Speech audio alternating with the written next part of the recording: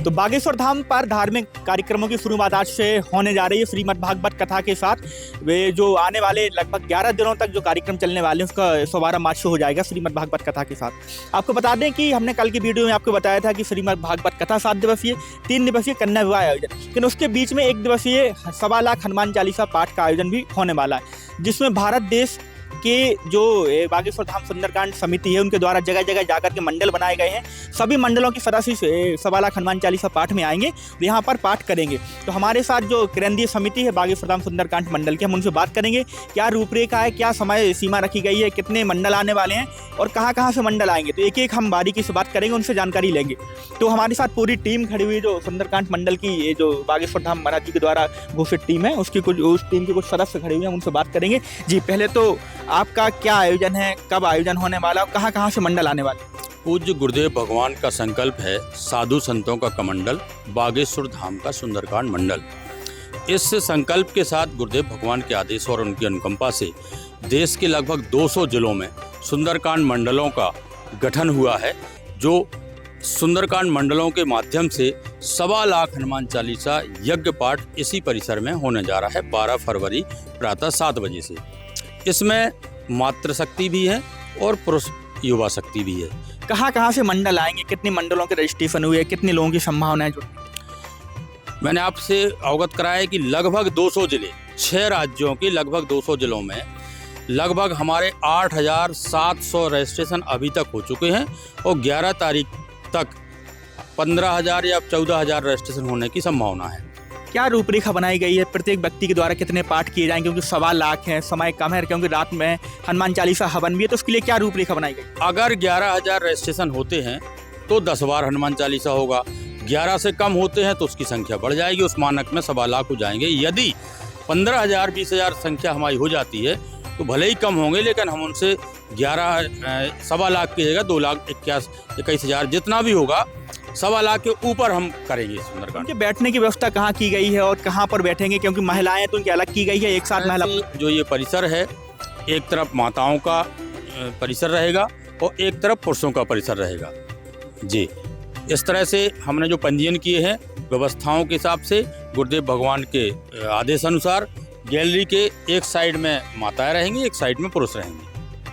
तो इसकी लगभग तैयारियां हमें लग रहा है अंतिम चरणों पर है। हाँ। क्या इसके साथ कोई हवन भी होगा, कोई ब्राह्मण भी आएंगे? ये हमारी मऊ उत्तर प्रदेश से टीम आई है, पूरे प्रकांड ब्राह्मण उस पूरे कार्यक्रम में हवन कराएंगे, बाबा की ज्योत जलाएंगे, पांडे जी इसकी पूरी रूपरेखा बनाकर आए आपकी, क्योंकि बताया जा रहा है कि पाठ के साथ साथ हवन भी होगा। कितने ब्राह्मण आएंगे, कहाँ कहाँ से ब्राह्मण के आने की संभावना? जय बागेश्वर धाम। ये 1.25 लाख का जो प्रकल्प है, हम अपने जिले में गुरुदेव भगवान की आज्ञा से और उनके आशीर्वाद से 14 दिसंबर को हमने किया और उस कार्यक्रम को गुरुजी ने वीडियो के माध्यम से देखा और वीडियो के वर्चुअल के माध्यम से हमको हमारे पूरे समिति को जो है आशीर्वाद मिला और फिर गुरुदेव भगवान से अपने केंद्रीय समिति के माध्यम से गुरुदेव भगवान के चरणों में आशीर्वाद लेने का मौका मिला। तो उसमें गुरुजी ने हमको आज्ञा लगाया ये प्रकल्प यहाँ होना चाहिए, जो हमारे सुंदर भैया को मिला और हम लोग मिल के इसके आयोजन कर रहे हैं। ज्योत जलाने का जो प्रक्रिया होता है, जैसे कोई भी हम पूजा पाठ करते हैं तो मंदिर के अंदर भगवान विराजित होते हैं, तो वहाँ ज्योत जलाने की आवश्यकता नहीं होती, लेकिन मंदिर के बाहर जब हम बाबा को बुलाते हैं और उसका प्रकल्प हम कहीं बाहर करते हैं तो उसको ज्योत के माध्यम से जो है प्रज्वलित करते हैं और वो ज्योत जो है माचिस से या कपूर से नहीं जलती है, वो गोईठे के कंडे से उसमें थोड़ा सा आग रहेगा और घी की आहुति देंगे, ऑटोमेटिक जो है वो प्रभु कृपा से वो ज्योत में बाबा ज्योत के रूप में वो प्रकट होते हैं और वो आहुति चलती। जब तक कार्यक्रम चलेगा तब तक वो ज्योत जलती रहेगी। उसके बाद फिर जो ब्राह्मण से जो संकल्प है उसको पूर्णाहुति करा के बंद किया। कितने घंटे का कार्यक्रम रहेगा लगभग, क्योंकि 200 जिलों से लोग आएंगे? 3 से 4 घंटे का कार्यक्रम रहेगा और 200 जिलों से लोग आ रहे हैं और सुंदरकांड मंडल भारत में पूरे 22 जिलों में 22 राज्यों में से आ रहे हैं। इसको लेकर के, क्योंकि जो लोग पहले आ जाएंगे, क्योंकि 12 तारीख को आपका कार्यक्रम है, उनके लिए क्या व्यवस्था की गई है आप लोगों के द्वारा? क्योंकि जो मंडल पहले आएंगे उनके रुकने खाने पीने की व्यवस्था क्या समिति के द्वारा कुछ की गई? कुछ जगह टेंट लगा करके, कुछ जगह धाम के द्वारा जो जगह निर्धारित की गई है वहाँ पे व्यवस्था की गई है। तो 12 तारीख को 1.25 लाख हनुमान चालीसा का पाठ होगा, इसी पंडाल में होगा। जो 100 बाई 500 का पंडाल है, उस साइड भी एक्स्ट्रा पंडाल लगाए जा रहे हैं, इस साइड भी दोनों साइड, जो मेन पंडाल है उसके दोनों साइड भी पंडाल लगाए जा रहे हैं। तो जो अगर मंडल पहले से आते हैं यानी कि 11 तारीख को पहुंचते हैं, तो समिति का कहना है कि जो सुंदरकांड मंडल समिति है, धाम के द्वारा उनके रुकने और खाने पीने की व्यवस्था की गई है। लगभग 200 जिलों से यहाँ पर लोग आने वाले हैं, बड़ी संख्या में लोग आएंगे, महिला पुरुषों की अलग बैठने की व्यवस्था की गई है।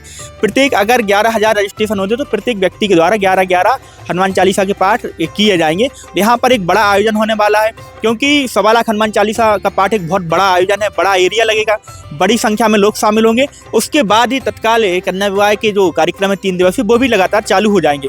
तो आप लोग हमारे साथ बने रहिए, हम आपको प्रत्येक कार्यक्रम की संक्षिप्तता से जानकारी देंगे और पूरी जानकारी आपको देते हुए यथास्थान जहाँ पर कार्यक्रम है उसका भी आपको वीडियो के सहित आपको जानकारी उपलब्ध करवाएंगे।